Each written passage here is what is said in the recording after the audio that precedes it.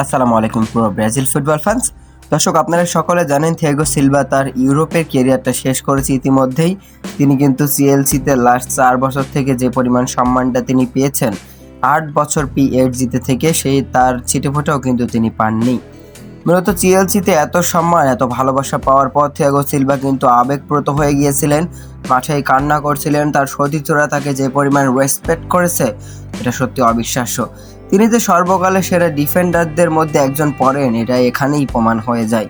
মূলত Thiago Silva এজন্য কিন্তু এই ক্লাবকে নিয়ে একটা লম্বা লাইন বলেছেন, যে লাইনটা আমি এখন আপনাদের সামনে তুলে ধরছি।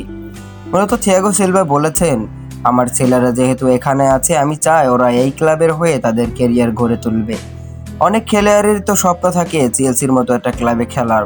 আমি মনে করি আমি এখানে গত 4 বছরে নিজের সর্বোচ্চটা দেওয়ার চেষ্টা করেছি।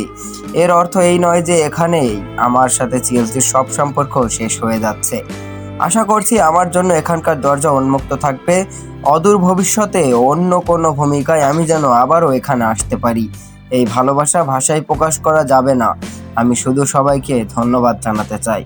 মূলত সিএলসিকে নিয়ে থিয়াগো সিলভার এত বড় একটা লাইনের মধ্যে কিন্তু তার ছেলেগুলো এই সিএলসি ক্লাবের হয়ে খেলবে এমনটাই তিনি বলেছেন, এবং তিনি আবারও সিএলসিতে ফিরতে চান অন্য কোনো ভূমিকায়। তো দর্শক, থিয়াগো সিলভা ইউরোপ ক্যারিয়ার শেষ করলো। থিয়াগো সিলভাকে আর দেখা যাবে না ইউরোপীয় ফুটবলে এবং ব্রাজিল জাতীয় দলে। তাই তো আমরা সবাই সম্মানের সাথেই তাকে বিদায় দেই। বিদায় লিজেন্ড।